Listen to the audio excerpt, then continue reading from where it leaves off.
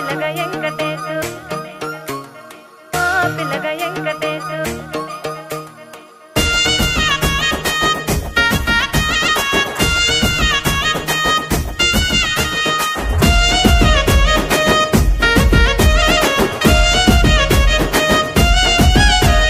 సితిరాల మనసు నాది చిన్నగా పోతుంటావో చూడక పోతుంటావో ఇంట్లో చిన్నదాన్ని నేను సితిరాల